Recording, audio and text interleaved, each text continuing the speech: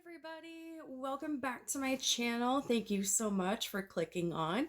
If this is your first time here, my name is Lisa, and I hope as you watch this, you will like and maybe subscribe to my channel to see more content every Wednesday and every Friday. So, right now, I find myself with more time on my hands than I typically have. It's April 2020, if you're seeing this in the future, and um, it's the forbidden word that I can't talk about on YouTube, but on Earth is happening right now, and we have some time to do some things. I've been trying to do productive things. I have been baking. I have been baking from scratch, which is definitely fun. I have been cooking. I have been looking around at my life and realizing that I really just don't want to clean, nor do I like it.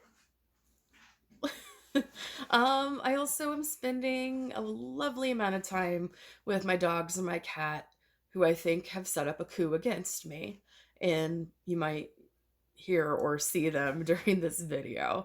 But with some of this time that I have, I've decided to watch a couple movies that I have yet to see before, and I thought I would give you an honest review of them. Now, this is just me and my thoughts about these movies. It doesn't reflect anybody else. I am not a professional. Obviously, have you seen my videos? I think the like 9-year-old who like went to whatever toy store and reviewed his toy is doing better and has a better quality channel than I do. But I'm trying. You know, I'm trying, peeps. I really am. But I watched two DC movies, one and a half DC movies, just to be real honest with you. Um, yeah, I had a really hard time with one. So, I'm a big comic book fan. I'm a big movie fan, and so I thought I would give these two movies a try, and one was extremely difficult. And with all transparency, I didn't make it through. So we'll talk about that one first. So the first movie I watched was called Shazam. Now, this isn't whatever that other Shazam movie was back in the 90s with like Shaquille O'Neal or Sinbad or whoever it was. This is I'm sorry, I blanked out for a second. It's a comic book uh, character that has just recently been brought to screen, and this movie starred Zachary Levi, who I'm actually a big fan of. I really enjoyed him on Chuck. I've loved him on Thor. I appreciate all the. This is my cat. You're gonna see him in a second. That was his tail. That was Bowie. I appreciate all the work that he has done with Operation Smile, and he used to do these amazing panels after Comic-Con in like the big one in Los Angeles. So I am a big fan of his, and I was really excited to finally see this movie. I guess I didn't realize it was on HBO already. I have streaming services. I don't have like your traditional cable, so I just missed it. So I decided to watch it today, and boy, was I disappointed. Okay, here's the deal. Um, the Shazam did not make an appearance in the movie until 37 minutes in.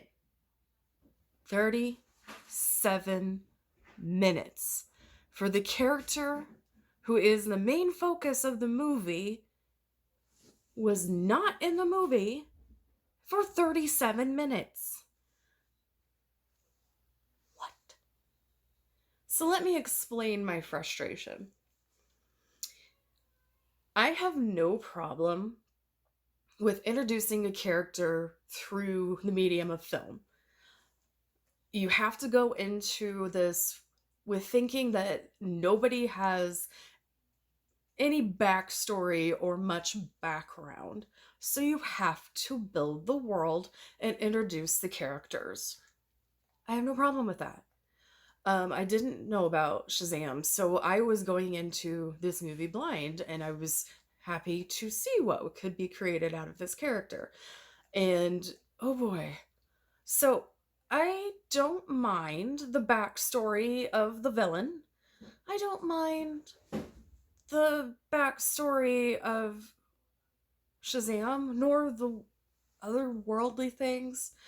I actually think it's pretty cool that they are finally starting to touch on the gods and goddesses in the DC universe on the movies. They did some of it in Wonder Woman, but it seems like they're getting in a little more depth the further along they go in their DCU extended universe. Um, However, oh god, it took so long. So long. They spent so much time on this backstory that by the time that Shazam actually got on the screen, I was completely disinterested. And I tried. And the thing is, once Shazam got on the screen, it was enjoyable. But I was so bored from everything previously that I took a break, and I'm like, I'm gonna go and, make dinner. I'm gonna come back and I'm gonna watch this. And I'm like, no, after I made dinner, I didn't even want to finish it because I was so bored. And that little bit of interaction was so late in the movie that I had not formed any sort of bond with the character that made me want to continue to watch it. So that is a shame. Um, I am not a writer. I went to school for creative writing. I have my degree in creative writing. I have my degree in literature. So, as you can tell, I am on YouTube complaining. I'm not complaining, I'm talking as a fan. Um, but there was a good 15 minutes that you could have cut out of that whole situation, at least. And for God's sakes, introduced your character so much sooner. You don't need 37 minutes of buildup before you even have your main character on the screen. That's ridiculous. I can't think of another movie that has that happen. I really can't. It's a shame that that happened, and maybe I'll go back someday and try to watch Shazam again, but I don't have it in me right now. I don't I don't think I want to suffer through the rest of the movie if the writing and the pacing continues, because the pacing was so incredibly slow, and while full of information that was needed, it could have been compacted and edited down significantly. So if you guys like Shazam, I'm please tell me why, because I have just had such a hard time with it. And again, it makes me really sad because I like Zach Levy. I think he's a great actor. I enjoy his stuff. I enjoy the things that he's been in. But this movie was a pain in the butt, and it's a shame. It really is. And let me know if there's a reason to continue this movie after like minute 45, because I was pretty much done at that point. The other movie I watched, this was one that came out in 2020, and because of the coronavirus that is going on in the world in April 2020, people can't go out, and there's movies that you can't see in the theater, so this was released on Amazon early. And I also bought this movie blind. Now, I saw Shazam blind, but I didn't buy it. I bought this movie blind without seeing it before, and it actually having some pretty bad reviews. So the movie I'm talking about is Birds of Prey, or The Emancipation of the One and Only Harley Quinn. I love Harley Quinn. I've loved her since the animated series. She's one of my favorite characters, and she's just kind of that badass, messed up chick that all of us girls and even some of us guys have running around with us. There's just this little part of you that has that level of crazy, and I enjoy it. I enjoy seeing it on screen. I don't necessarily say that I have these tendencies, or do I? Wink. um, this movie did not do well, and I don't know if it. Oh, I was about ready to make another appearance. There's his tail. um, I don't know if it had to do with the fact that people couldn't go see it in a film for some unknown reason because of things going on in the world in early 2020, or if people just really didn't like it. There were a lot of critics that hated this movie, and I'm sorry, I don't know why. I really enjoyed it. So this movie takes place continuity wise right after Suicide Squad. And there is some sort of break in there, and Harley Quinn and Joker break up. This particular movie has Jared Leto's version of the Joker, but you never see his face. You see his back, you see his hair, his body shape, but you don't see his face. I don't really know why that happened. I believe they said in Suicide Squad that they had enough footage that was cut of Joker and Harley Quinn that they could have made an entire other movie. I don't know if that is true. I don't know who owns what footage or what, but it was obviously not used in the film. They did recycle some old scenes that were cut a certain way so you would not see Jared Leto, which to me means they mean DC, are trying to distance themselves from that version of the Joker, which to me is a shame. I don't know who they have on deck to play the Joker next, but obviously it isn't Jared Leto. Whatevs. But Harley Quinn has broken up with the Joker, and she has so many targets on her back. I don't think she realized when she very publicly stated that she was single how much her protection under the Joker had reached. She was completely screwed after she broke up with him, and everybody was trying to kill her. Everybody. And she pissed off a lot of people, and rightfully so. I mean, I understand why people were in line to kill her, and all of them failed, but that was interesting. Um, One thing, I don't want to tell the whole movie because I do hope that you guys go and watch it, but one thing I really liked about this movie is how the females who make up the Birds of Prey come together, and it's not necessarily because of anything outside of needing to survive. So you see these other great ensemble cast in these great movies like the Avengers, like the Justice League, that have superheroes already established, or the Suicide Squad, which has the bad guys already established.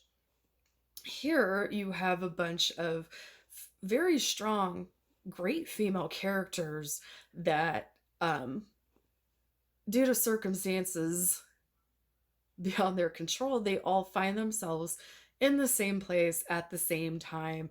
And basically, they have a choice of fight together or die. They decide to fight together. And it isn't this big, amazing moment where all of these people come together for a common cause. They just don't want to die. So I actually like that. It's very it's very unique. And it's not that these characters aren't strong. All of these women in the show have a great background story, and they do in the comics as well. Um, I just enjoy the fact that it wasn't a all for one and one for all type thing. I like that it was very Harlequin esque, that it just was happenstance, and you're either going to stand here and die, fine, I'm going to let you at it. I'm not going to help you. But if we fight together, I'll fight beside you and we're going to try to get out of here alive. But if you're not going to help me, get out of my way type thing. So I actually really, really enjoyed that. I also really enjoyed Black Canary. Have always loved Canary's storyline. It's interesting how they decided to further her storyline a bit, of where she was the daughter. This current one in Birds of Prey was the daughter of the original Black Canary, which is interesting. I really like what they did with that. One thing that I wish they would have done differently, I is Ewan McGregor played the Black Mask, and I really enjoyed it. I don't think he got enough screen time, and I don't think he went completely bat poop crazy. I think he could have gone a lot farther, and maybe he did and we just didn't see it. But he is a great actor, and I really enjoy seeing him on screen. And it just was kind of a shame that I really felt like it was a muted version of the Black Mask. And I know Ewan McGregor is an amazing actor, and I think he would have had a lot of fun with this film, I'm assuming. Um, and having a lot of fun with this part. And I believe he did. I just don't think it came across. Or if it, I don't know. It just, there was something there missing that made me a little sad. And I hope, because of comic books, they find a way for him to be part of future shows. But who knows? I don't want to give away too much, but it's comic book world, and if they can reboot the Suicide Squad already, they can pretty much do whatever they want. So, DC, I love your stuff. I always have. However, your movies are not good. They really aren't. Wonder Woman was phenomenal. I cannot wait to see the sequel. Um, Justice League was terrible. Oh god, it was so bad. Um, but I own it. I mean, it's one of those things that is so bad that it's good. Um, mm, the Shazam was just terrible. Like, it's not so bad it's good. It's just there was so much wrong with it, and of course, lighten up your movies. And I don't mean not have it dark. Like, seriously, your stuff is so dark you can't see it unless you have the lighting like you had with Harley Quinn's movie Birds of Prey. Other movies that you've had have been extremely dark and you can't actually see anything. I'm hoping that you will correct that. I'm also hoping you will figure out what you were doing. Why are you making another Suicide Squad already? I really need you to focus on something else. Um, you kind of messed up there, DC.